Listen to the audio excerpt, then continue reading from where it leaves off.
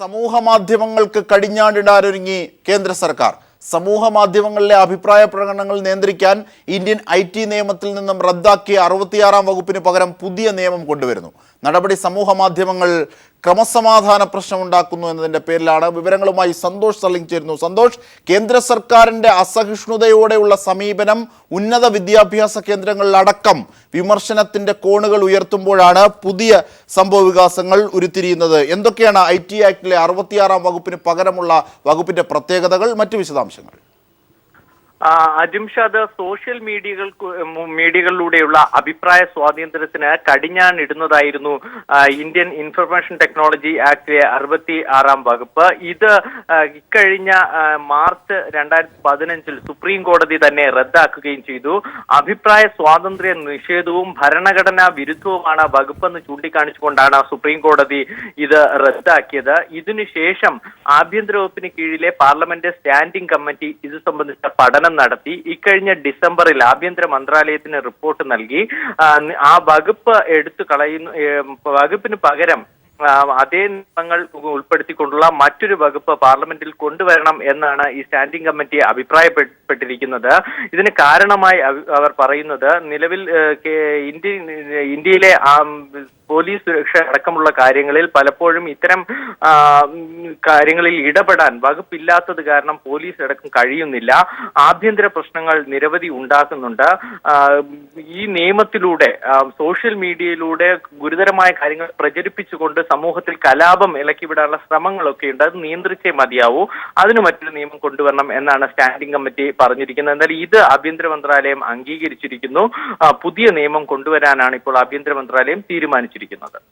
തീർച്ചയായും സന്തോഷ് സലിംഗാണ് വിവരങ്ങൾ നൽകിയത്. സമൂഹ മാധ്യമങ്ങളെ തീർച്ചയായും സന്തോഷ്, അതായത് നമുക്ക് ലഭിക്കുന്ന ഇപ്പോൾ നെറ്റ് ന്യൂട്രാലിറ്റി അടക്കമുള്ള ഇപ്പോൾ സന്തോഷ് സലിംഗ് ദയവായി തുടരുക. അൻവർ സാദത്ത് IT വിദഗ്ധൻ നമ്മോടൊപ്പം ചേരുകയാണ്.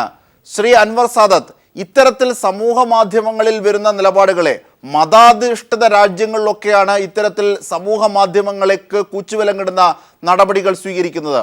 പുതിയ നിയമത്തെ സംബന്ധിച്ചുള്ള ആശങ്ക എന്തൊക്കെ? ഈ പുതിയ നിയമം, ഇന്ത്യൻ സൈബർ നിയമം, യഥാർത്ഥത്തിൽ ലോകത്ത് സൈബർ നിയമം നിലവിൽ വന്ന 14-ാമത്തെ രാജ്യങ്ങളൊന്നാണ് ഇന്ത്യയിൽ തന്നെ.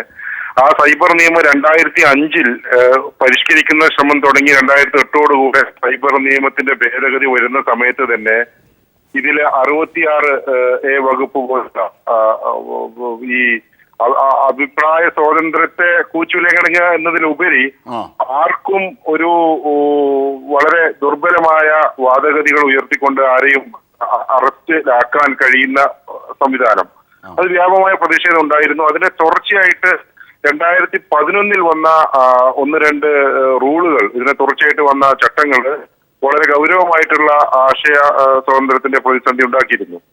ഇതിന്റെയൊക്കെ വളരെ ശക്തമായ അവസാനം ഭരണകൂടങ്ങൾക്ക് അപ്പുറം സുപ്രീം കോടതിയിൽ ഇടപെട്ടാണ് 66A വകുപ്പ് നിർവഹിച്ചത്. ഇപ്പോൾ അത് മറ്റു വഴികളിലൂടെ വരുന്നു എന്ന് പറയുന്നത്, അത് പക്ഷേ ഒരു അൻവർ സാദത്ത്, അതായത് സുപ്രീം കോടതി അത്തരത്തിൽ ഒരു കേസ് പരിഗണിക്കുന്ന ഘട്ടത്തിൽ പറഞ്ഞിരുന്നത് ഇങ്ങനെയായിരുന്നു. അതായത് സമൂഹ മാധ്യമങ്ങളിലൂടെ വരുന്ന വിമർശനങ്ങളെ ക്രിയാത്മകമായി തന്നെ സമീപിക്കണം. ആ വിമർശനങ്ങൾ ഒരിക്കലും വ്യക്തിപരമായ ദോഷം ഉണ്ടാക്കുന്നതാകില്ല, അങ്ങനെ ആകാൻ പോകരുത് എന്ന നിയമത്തിന്റെ സംവിധാനമാണ് വേണ്ടത്. ഇത്തരത്തിൽ ഒരുപാട് നിഷ്കർഷകൾ അവിടെ അന്ന് സുപ്രീം കോടതി മുമ്പോട്ട് വെച്ചു. എന്നിട്ടാണ് ആ നിയമം റദ്ദാക്കിയത്. പക്ഷെ അങ്ങനെയെങ്കിൽ ഇപ്പോൾ കേന്ദ്ര സർക്കാർ മുമ്പോട്ട് വെക്കുന്ന ഈ നിയമത്തിന്റെ അപകടം എന്തൊക്കെ, അത് മുമ്പോട്ട് വെക്കുന്ന ആശങ്ക എന്തൊക്കെ? IT വിദഗ്ധൻ. അല്ല, ഇതാണ് ഒരു ബാൽ താക്കറെയുടെ മരണവുമായി ബന്ധപ്പെട്ട് വന്ന ഒരു കമന്റിന് ലൈക്ക് അടിച്ചു എന്ന് പറഞ്ഞാണ് കുട്ടികളെ ഈ വകുപ്പ് പ്രകാരം അറസ്റ്റ് ചെയ്തത്. അപ്പോ ഭരണകൂടത്തിന് പ്രത്യേകിച്ച് ഈ നിയമം പുഷ് ചെയ്യുന്നത്, ഇതിന് പകരമായിട്ട് മറ്റൊരു പേരിൽ ഒരു നിയമം വേണമെന്ന് പുഷ് ചെയ്യുന്നത് ഈ പോലീസ് അല്ലെങ്കിൽ നിയന്ത്രണ സംവിധാനമാണ്.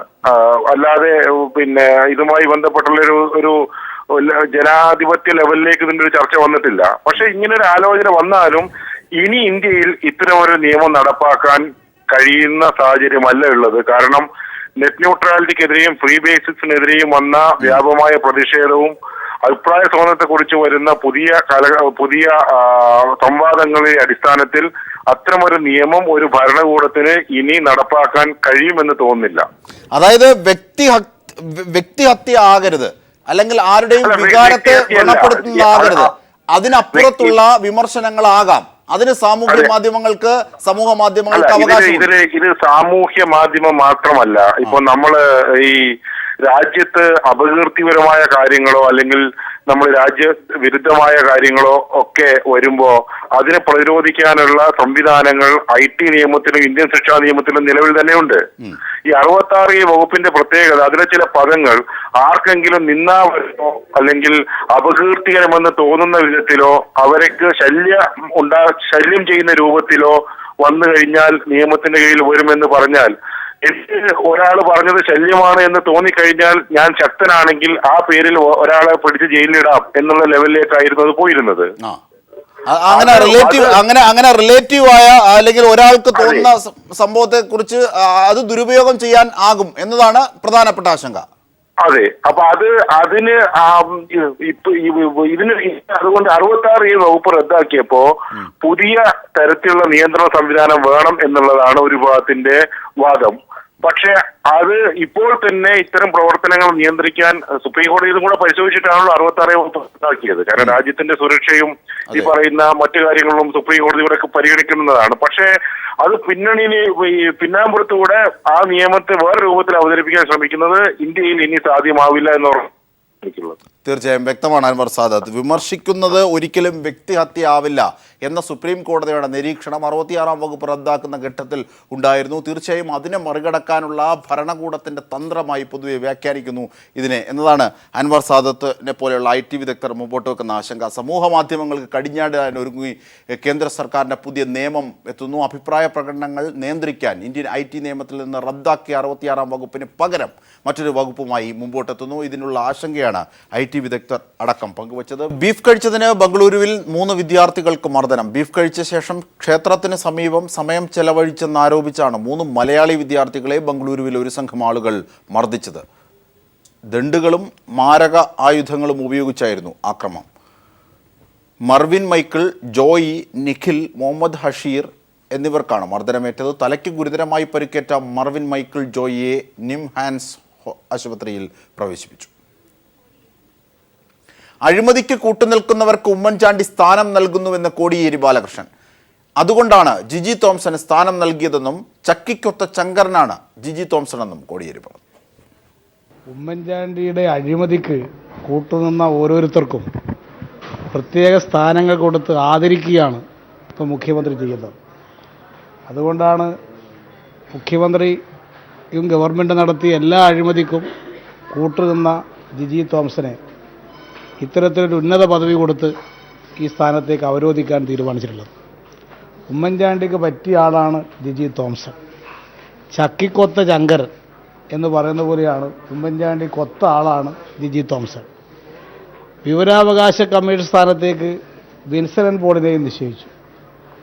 ബാർ കോഴക്കേസിൽ കെ ബാബുവിനെയും ഗവൺമെൻറ്റിനെയും വഴിവിട്ട് സഹായിച്ചതിനുള്ള പ്രത്യുപകാരം എന്നുള്ള നിലയിലാണ് വിൻസെൻ്റ് പോളിനെ ഈ സ്ഥാനത്തേക്ക് കൊടുത്തിട്ടുള്ളത്. ഇങ്ങനെ ഓരോരുത്തർക്കും ഓരോ സ്ഥാനങ്ങൾ കൊടുത്ത് അവരെല്ലാം പ്രീതിപ്പെടുത്തുക, എന്നെ സഹായിച്ചാൽ തിരിച്ചങ്ങോട്ട് സഹായിക്കാം എന്താണ് ഉമ്മൻചാണ്ടിയുടെ സമീപനം. ഇന്ന് CPM-ന്റെ കേന്ദ്ര നേതാക്കളുമായി കൂടിക്കാഴ്ച നടത്തി. സ്ഥാനാർത്ഥി നിർണയവുമായി ബന്ധപ്പെട്ട ചർച്ചകൾ ഏത് ഘട്ടം വരെ എത്തി? ഇലക്ഷൻ പ്രഖ്യാപിച്ചു കഴിഞ്ഞാൽ മാത്രമേ സ്ഥാനാർത്ഥികളെ സംബന്ധിച്ച് ഞങ്ങൾ ആലോചിച്ച് തുടങ്ങുള്ളൂ. അത് സംബന്ധിച്ചിട്ടുള്ള ഇലക്ഷൻ പ്രഖ്യാപിക്കുന്നതോടുകൂടി സ്ഥാനാർത്ഥി നിർണയം ഉൾപ്പെടെയുള്ള കാര്യങ്ങൾ പാർട്ടി സംസ്ഥാന സെക്രട്ടേറിയറ്റ് ചർച്ച ചെയ്യും. അതിനുശേഷം അത് സംബന്ധിച്ചുള്ള കാര്യങ്ങൾ പാർട്ടി പോളിറ്റ് ബ്യൂറോ അന്തിമ രൂപം കൊടുക്കും. രാജ്യസഭാ സ്ഥാനാർത്ഥിയെ സംബന്ധിച്ച് LDF-നകത്ത് ചർച്ച ചെയ്യും. LDF ചർച്ച ചെയ്തുകൊണ്ട് അത് സംബന്ധിച്ചുള്ള കാര്യങ്ങൾ തീരുമാനിക്കും. പാർട്ടിയും അത് സംബന്ധിച്ചുള്ള തീരുമാനം 1-ാം തീയതി ചേരുന്ന പാർട്ടി സംസ്ഥാന സെക്രട്ടേറിയറ്റും 2-ാം തീയതി ചേരുന്ന പാർട്ടി സംസ്ഥാന കമ്മിറ്റി അത് സംബന്ധിച്ച തീരുമാനമെടുക്കും. അല്ല, അതൊക്കെ LDF-ൽ ആദ്യം ആലോചിക്കും, അതിനുശേഷം തീരുമാനമെടുക്കും. പാർട്ടിയുടെ കമ്മിറ്റികളിലും മറ്റും ഉയർന്ന ഒരു പ്രായപരിധി നിശ്ചയിച്ചിട്ടുണ്ട്. തെരഞ്ഞെടുപ്പിൽ മത്സരിക്കുന്നതിന് അത്തരത്തിൽ ഏതെങ്കിലും ഒരു പ്രായപരിധി വാദം? അതൊക്കെ ഈ സ്ഥാനാർത്ഥികൾ തീരുമാനിക്കുന്ന ഘട്ടത്തിൽ അത്തരം പ്രശ്നങ്ങളൊക്കെ ചർച്ച ചെയ്യും. ഇപ്പോൾ അതൊന്നും ചർച്ച ചെയ്തിട്ടില്ല. സർക്കാർ തീരുമാനം നിയമപരമല്ലെന്ന് വി.എസ്. അച്യുതാനന്ദൻ കോടതിയിൽ. സർക്കാർ ഭൂമി സ്വകാര്യ വ്യക്തിക്ക് നൽകാൻ മുഖ്യമന്ത്രി അനാവശ്യ തിടുക്കം കാട്ടിയെന്നും വി.എസ്. അച്യുതാനന്ദൻ പറഞ്ഞു. തീരുമാനം വിജിലൻസിന്റെയോ ജലവകുപ്പിന്റെയോ അനുമതിയില്ലാതെ ആണെന്നും മുഖ്യമന്ത്രി അധികാര ദുർവിനിയോഗം നടത്തുകയാണെന്നും വി.എസ്. അച്യുതാനന്ദൻ ആരോപിച്ചു. സംവിധായകൻ രാജേഷ് പിള്ള അന്തരിച്ചു. കരൾ രോഗത്തെ തുടർന്ന് കൊച്ചിയിലെ സ്വകാര്യ ആശുപത്രിയിലായിരുന്നു അന്ത്യം. കരൾ സംബന്ധമായ രോഗത്തെ തുടർന്ന് ഏറെ നാളുകളായി ചികിത്സയിലായിരുന്നു സംവിധായകൻ രാജേഷ് പിള്ള. രോഗം മൂർച്ഛിച്ചതോടെ കഴിഞ്ഞ ദിവസമാണ് അദ്ദേഹത്തെ ആശുപത്രിയിൽ പ്രവേശിപ്പിച്ചത്. തിരുവനന്തപുരത്തു നിന്നും വിദഗ്ധ ചികിത്സയ്ക്കായി കൊച്ചിയിലെ PVS ആശുപത്രിയിൽ പ്രവേശിപ്പിച്ചെങ്കിലും ശരീരം മരുന്നുകളോട് പ്രതികരിക്കുന്നുണ്ടായിരുന്നില്ല. രാവിലെ 11:45 ആശുപത്രി അധികൃതർ മരണം സ്ഥിരീകരിച്ചു. 2005 പുറത്തിറങ്ങിയ ഹൃദയത്തിൽ സൂക്ഷിക്കാൻ എന്ന ചിത്രത്തിലൂടെ ചലച്ചിത്ര മേഖലയിലേക്ക് കടന്നുവന്ന രാജേഷ് പിള്ള മലയാള സിനിമാ സങ്കല്പങ്ങളെ മാറ്റിമറിച്ച ട്രാഫിക്, മിലി എന്നിവയ്ക്ക് പുറമെ കഴിഞ്ഞ ദിവസം തിയേറ്ററുകളിലെത്തിയ വേട്ടയും സംവിധാനം ചെയ്തു. മമ്മൂട്ടി, കുഞ്ചാക്കോ ബോബൻ, ഇന്ദ്രജിത്ത്, നിവിൻ പോളി, ആസിഫ് അലി തുടങ്ങിയ താരങ്ങൾക്ക് പുറമെ സംവിധായകരായ രഞ്ജി പണിക്കർ, സിദ്ദിഖ്, ആഷിഖ് അബു, മുൻ MP രാജീവ് എന്നിവരും രാജേഷ് പിള്ളയെ സന്ദർശിക്കാനെത്തിയിരുന്നു. സംവിധായകൻ സിബി മലയിൽ രാജേഷ് പിള്ളയെ അനുസ്മരിച്ചു. രാജേഷ് പിള്ള മലയാളത്തിലെ യുവ സംവിധായകരിൽ ഏറ്റവും പ്രമുഖനായ വ്യക്തിയായിരുന്നു. ട്രാഫിക് പോലെ മലയാള സിനിമയുടെ ഗതി തിരിച്ചുവിട്ട ഒരു ട്രെൻഡ് സെറ്ററായ സിനിമയുടെ സംവിധായകൻ എന്ന നിലയിലാണ് രാജേഷ് ഭാവിയിൽ സ്മരിക്കപ്പെടുക. തീർച്ചയായിട്ടും അദ്ദേഹത്തിൻ്റെ പുതിയ ചിത്രം തിയേറ്ററുകളിലെത്തി നല്ല പ്രതികരണം ലഭിച്ചുകൊണ്ടിരിക്കുന്ന ഈ വേളയിൽ തന്നെ അദ്ദേഹം നമ്മെ വിട്ട് പിരിഞ്ഞു പോയത് വലിയ ദുഃഖം മലയാള ചലച്ചിത്ര പ്രവർത്തകർക്ക് ഒന്നാകെ ഉണ്ടാക്കിയിരിക്കുന്നൊരു ഘട്ടമാണത്. ഞായറാഴ്ച രാവിലെ 8 മണി മുതൽ 11 മണി വരെ എറണാകുളം ടൗൺ ഹാളിൽ പൊതുദർശനത്തിന് വയ്ക്കുന്ന മൃതദേഹം 11:30 രവിപുരത്തെ ശ്മശാനത്തിൽ സംസ്കരിക്കും.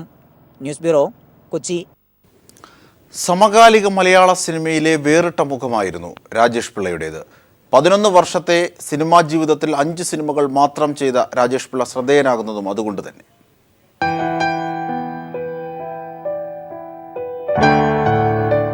പതിനൊന്ന് വർഷത്തെ സിനിമാ ജീവിതം, 5 സിനിമകൾ മാത്രം, 4 മലയാള സിനിമകൾ, ഒരു ഹിന്ദി ചിത്രം. രാജേഷ് ഒരിക്കലും ആൾക്കൂട്ടത്തിൽ ഉണ്ടായിരുന്നില്ല. സിനിമയിൽ ജീവിച്ചു. അവസാന സിനിമ റിലീസാവുന്നയന്ന് ആശുപത്രിയിലായി. പിറ്റേ ദിവസം ലോകത്തോട് വിട പറഞ്ഞു. ഹൃദയത്തിൽ സൂക്ഷിക്കാനെന്ന ശരാശരി സിനിമ സംവിധാനം ചെയ്യുമ്പോൾ രാജേഷിന് വയസ്സ് 29 പിന്നീട് 6 വർഷം വേണ്ടി വന്നു സമകാലിക മലയാള സിനിമയെ വഴിമാറ്റി നടത്തിയ ട്രാഫിക് പുറത്തുവരാൻ. ഒരു സിനിമയിൽ നിരവധി കഥകൾ, കഥാപാത്രങ്ങളുടെ സൂക്ഷ്മ നിർമ്മിതി, സമകാലിക ജീവിതത്തിലെ പൊരുത്തവും പൊരുത്തക്കേടുകളും പറയുന്ന തിരക്കഥ. യുക്തിഭദ്രമായി സിനിമയെ അവതരിപ്പിക്കാൻ രാജേഷ് പിള്ള എന്ന സംവിധായകന് കഴിഞ്ഞുവെന്ന് 100% പറയാവുന്ന കഥ. അവിടെ നിന്നും സ്ത്രീ കേന്ദ്രീകൃത സിനിമ മിലിയിലേക്ക്. അമല പോൾ എന്ന വാണിജ്യ സിനിമാ നായികയ്ക്ക് സിനിമയിലെ പുനർജനിയായിരുന്നു മിലി എന്ന ചിത്രം. ട്രാഫിക് ഹിന്ദി റീമേക്കിന് ശേഷമായിരുന്നു മഞ്ജുവിനെ കേന്ദ്ര കഥാപാത്രമാക്കിയ വേട്ട ഇക്കഴിഞ്ഞ ദിവസം പ്രേക്ഷകരിലേക്ക് എത്തിയത്. കഥാപാത്രങ്ങളുടെ ആന്തരിക ചോദനകളെ, യാഥാസ്ഥിതിക മലയാളി മനസ്സുകളെ ശല്യപ്പെടുത്താതെ വേട്ടയിൽ അവതരിപ്പിക്കാൻ രാജേഷ് പിള്ളയ്ക്ക് കഴിഞ്ഞു. വേട്ടയുടെ ഷൂട്ടിങ്ങിനിടയിൽ പല ദിവസങ്ങളിലും രാജേഷ് ആശുപത്രിയിൽ നിന്നാണ് സെറ്റിലെത്തിയിരുന്നത്. കടുത്ത ആരോഗ്യ പ്രശ്നങ്ങളിലും സിനിമയോടുള്ള അനുരാഗമായിരുന്നു രാജേഷിനെ മുന്നോട്ട് നയിച്ചതും. അവസാന സംരംഭമായ വേട്ട ഒരു മരണക്കളിയാണ്. കഥാപാത്ര മരണങ്ങൾക്കൊപ്പം ഒരു പിടി നല്ല സിനിമകൾ സമ്മാനിച്ച് രാജേഷ് പിള്ളയും വിട പറഞ്ഞു. News desk. ജിജി തോംസനെ മുഖ്യമന്ത്രിയുടെ ഉപദേഷ്ടാവായി നിയമിച്ചു. ക്യാബിനറ്റ് പദവിയോടെയാണ് നിയമനം. ജിജി തോംസൺ മറ്റന്നാൾ വിരമിക്കാനിരിക്കെയാണ് നിയമനം. മുഖ്യമന്ത്രി ഉമ്മൻചാണ്ടി ഉൾപ്പെട്ട പാമോലിൻ കേസിലെ പ്രതിയാണ് ജിജി തോംസൺ. ക്യാബിനറ്റ് പദവിയോടെയാണ് ജിജി തോംസനെ മുഖ്യമന്ത്രിയുടെ ഉപദേഷ്ടാവാക്കിയിരിക്കുന്നത്. തിങ്കളാഴ്ചയാണ് ചീഫ് സെക്രട്ടറി സ്ഥാനത്ത് നിന്ന് ജിജി തോംസൺ വിരമിക്കുക. തെരഞ്ഞെടുപ്പ് പ്രഖ്യാപിക്കുന്നതിന് തൊട്ടുമുൻപാണ് ഉന്നത പദവി നൽകിയിരിക്കുന്നത് എന്നതും ശ്രദ്ധേയമാണ്. നിലവിൽ L. രാധാകൃഷ്ണൻ മുഖ്യമന്ത്രിയുടെ ഉപദേഷ്ടാവാണ്. എന്നാൽ ഇദ്ദേഹത്തിന് ക്യാബിനറ്റ് പദവിയില്ല. നേരത്തെ ജിജി തോംസന്റെ കാലാവധി 3 മാസത്തേക്ക് നീട്ടാൻ നീക്കം നടന്നിരുന്നു. ഇതിനെതിരെ പ്രതിപക്ഷത്തു നിന്നുൾപ്പെടെ പല കോണുകളിൽ നിന്നും ശക്തമായ എതിർപ്പുകളും ഉയർന്നു. പിന്നീട് മന്ത്രിസഭ തീരുമാനം മാറ്റുകയായിരുന്നു. 1980 ബാച്ചിലെ IAS ഉദ്യോഗസ്ഥനായ ജിജി തോംസനെ കഴിഞ്ഞ ജനുവരിയിലാണ് ചീഫ് സെക്രട്ടറിയായി നിയമിച്ചത്.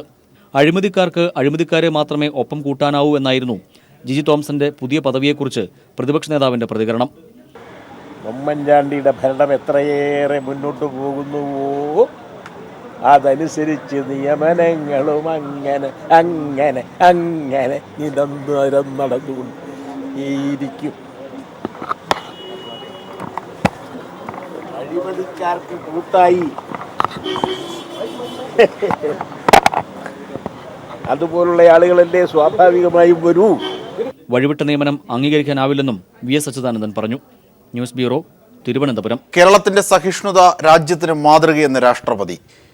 എല്ലാ വിശ്വാസങ്ങളെയും അംഗീകരിക്കുന്നതാണ് രാജ്യത്തിന്റെ പാരമ്പര്യമെന്നും പ്രണബ് കുമാർ മുഖർജി പറഞ്ഞു. കേരള ടൂറിസത്തിന്റെ മുസ്ലിസ് പൈതൃക പദ്ധതി കൊടുങ്ങല്ലൂരിൽ ഉദ്ഘാടനം ചെയ്യുകയായിരുന്നു രാഷ്ട്രപതി. ULC സൈബർ പാർക്കിന്റെ ഉദ്ഘാടനവും രാഷ്ട്രപതി ഇന്ന് നിർവഹിക്കും. Kerala has through the ages demonstrated a remarkable ability to adapt to new traditions and values in every sphere of human thought and endeavor. The spirit of tolerance and Catholicity of outlook of the people of Kerala is a model for the rest of the country. പട്ടം ശാസ്ത്രഭവനിൽ നടത്താനിരുന്ന അനധികൃത നിയമനങ്ങൾ DYFI പ്രതിഷേധത്തെ തുടർന്ന് നിർത്തിവെച്ചു. Scientist B തസ്തികയിൽ ഇന്ന് നടത്താനിരുന്ന interview DYFI പ്രവർത്തകർ തടഞ്ഞു. ശാസ്ത്രഭവനിൽ അനധികൃത നിയമനങ്ങൾ നടക്കുന്നതിനെപ്പറ്റി പീപ്പിൾ TV ആണ് വാർത്ത പുറത്തുവിട്ടത്. കൊച്ചി ഉദയംപേരൂർ IOC പ്ലാന്റിൽ കരാർ തൊഴിലാളികൾ നടത്തിവന്ന സമരം അവസാനിപ്പിച്ചു. ലോറി ഉടമകളും തൊഴിലാളികളും നടത്തിയ ചർച്ചയെ തുടർന്നാണ് സമരം പിൻവലിച്ചത്. ആയോധന കലകളിൽ പരിശീലനം നൽകാനും സമൂഹത്തിൽ കായിക അവബോധം വളർത്താനുമായി ഇന്ത്യൻ മാർഷൽ ആർട്സ് അക്കാദമിയുടെ കരാട്ടെ പ്രദർശനം. യോഗ സ്റ്റഡി സെന്ററിന്റെ ആഭിമുഖ്യത്തിലാണ് പ്രദർശനം. തിരുവനന്തപുരം യൂണിവേഴ്സിറ്റി സ്റ്റേഡിയത്തിലാണ് പ്രദർശനം. എല്ലാ ജില്ലകളിൽ നിന്നുള്ള 1000 പേരാണ് പ്രദർശനത്തിലുള്ളത്. ഇന്ത്യൻ മാർഷൽ ആർട്സ് അക്കാദമി ഭാരവാഹികൾ തിരുവനന്തപുരത്ത് വാർത്താസമ്മേളനത്തിലാണ് കാര്യം അറിയിച്ചത്. 10ാം ശമ്പള പരിഷ്കരണത്തിൽ സർക്കാർ ഡോക്ടർമാരുടെ ശമ്പളം വെട്ടിക്കുറച്ചതായി KGMOA. ഇതിൽ പ്രതിഷേധിച്ച് ഡോക്ടർമാർ ഈ മാസം 29-ന് കരിദിനം ആചരിക്കുമെന്നും KGMOA ഭാരവാഹികൾ തിരുവനന്തപുരത്ത് വാർത്താ സമ്മേളനത്തിൽ അറിയിച്ചു. ആരോഗ്യവകുപ്പിന് കീഴിലെ സ്ഥാപനങ്ങളിലും ആശുപത്രികളിലും 1 മണിക്കൂർ അധിക ജോലി ചെയ്താണ് KGMOA കരിദിനം ആചരിക്കുന്നത്.